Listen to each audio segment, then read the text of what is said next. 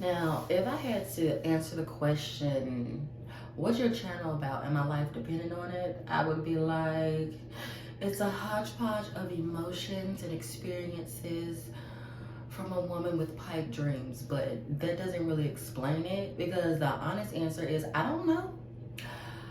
What it started out was semi-educational for sexual healing, but in the sense of risk reduction, okay?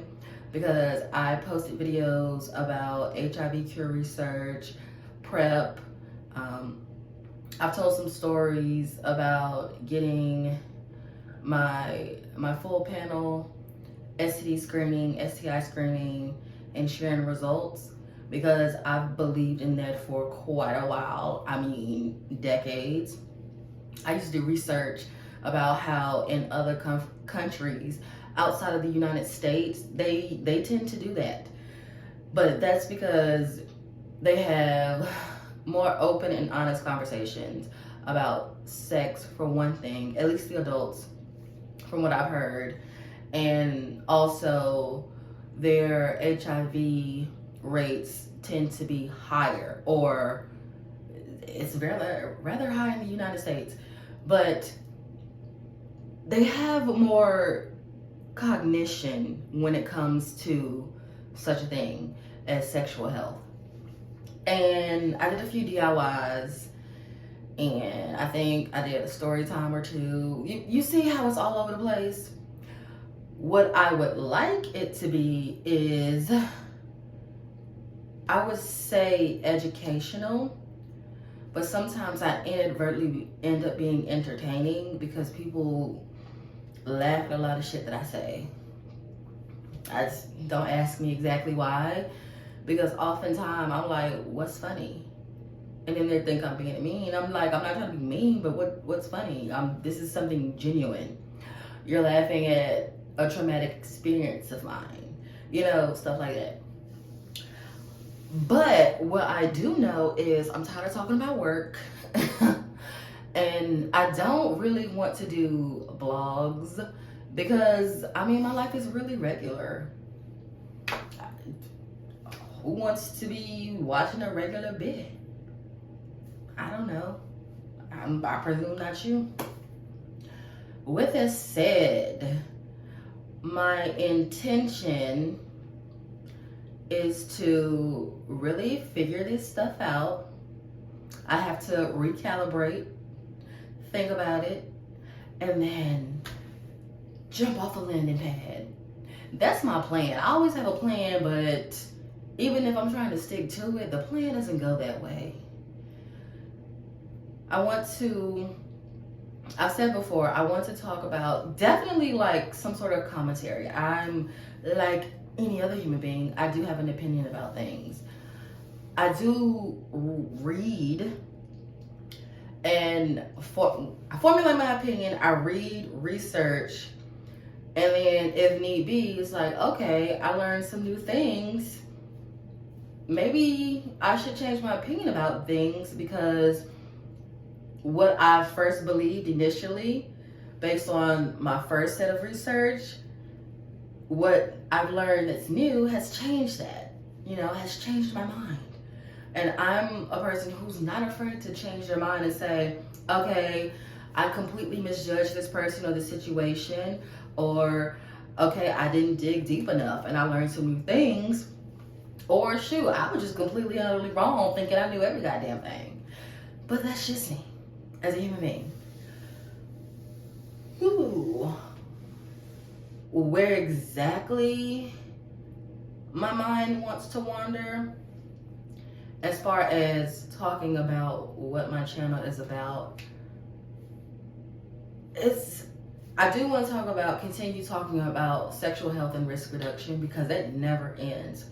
Humans are always going to reproduce, which means we're definitely always going to have sex. So I do enjoy talking about sex in a constructive and healthy way. That's the intention around that conversation, to talk about sex and sexual health in a constructive and productive way. but I also want to talk about politics, even though people say stay far away from politics. But I've been of the belief, like, well, I majored in college in sociology, or one of my majors was sociology in college. And part of that, we had to take psychology classes, and we had to take political science classes. And that was very enthusiastic to me because human behavior, what's on your mind? What types of things do you think about? Okay, when you think of things, does it affect your behavior? Or, in this social situation, do you keep this to yourself? You know what I'm saying? It gets deep. Same thing, similar things with political science. Political science is, what are your beliefs, your innermost beliefs, and then how do they manifest? What are your innermost beliefs and how do they manifest? Do you project that in your social situations? This makes sense. Why? Because you get so many liberal people and then they end up voting a different type of way. Okay? So definitely things that involve human behavior. Also, pop culture.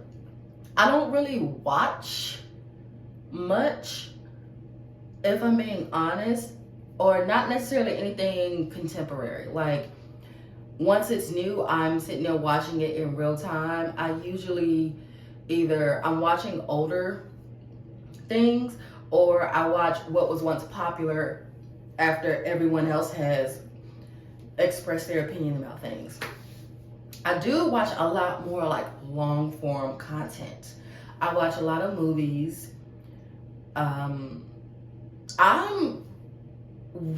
what I've learned from other content creators is most people don't watch videos all the way through. If I click on a video, I tend to watch it all the way through, no matter how boring it is. I'm from a different school of thought, and how the schooling that I got, actual education, public schooling that I got, being in honors classes, well, we call them AG. Does it age me? But being in honors, academically gifted in such classes, AP, you were forced to sit through the boring things all the time.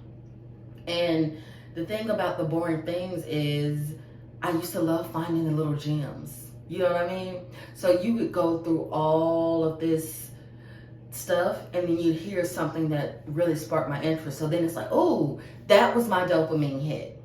It was. For instance, I remember being in 4th grade and we were going to, from 4th grade was considered elementary school when I was growing up, and 5th grade was considered middle school. And we were learning we still switched classes in 4th grade, but we would learn how to switch classes that had a main focus, if you will. So it would go from your homeroom teacher, and your homeroom teacher teaches you the basics of math, language, and reading. Reading, writing, arithmetic, if you will.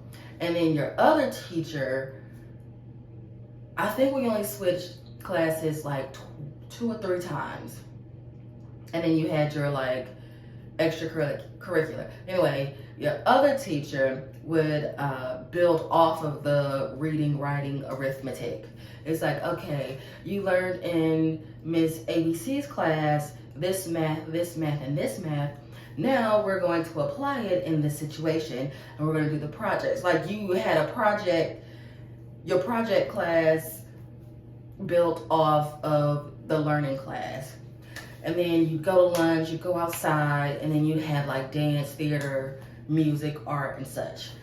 But we were learning for 5th grade that you go from your one teacher who teaches specifically math, and then you go to another teacher who specifically teaches science. So we were doing this little, mock class switching thing, and we had a teacher who was Indian, Southeast Asian Indian. Maybe his first language was like Hindi, but he had a very thick accent. He spoke very monotone and it was rather low. And he taught science. And, you know, he was teaching us the basics of science. And it was kind of hard to pay attention, but I was intent with it, paying attention. And this was way back in the day before we learned how to split atoms. And one thing he said that really stuck out with me, he was like, what is the smallest molecule that you could find, you know? Or, gosh, it was an atom. And he was like, okay, no. What is the smallest part that you can find? And the answer for that was an atom. And he was like, okay, what creates a molecule? And that was, oh, it takes more than one atom to make a molecule. Like, an atom exists on its own. So in order to create some sort of molecule, like a water molecule, you need what type of atoms? H2O, 2 hydrogen, 2 oxygen, boom, you get H2O. And that was so cool to me. Like, I ran and, you know, told the people that I knew who I thought would listen to me.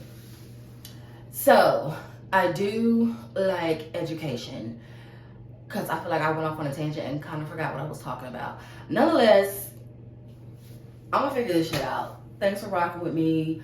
Happy holidays. I'm actually going to, I got off work today because it wore me the F out. Got some groceries and I'm tired, but I still feel up, like awake. So I'm gonna do my best to clean up some more. My room is nowhere near clean. And then hopefully tomorrow on Christmas Day, I can get some shit done. See ya.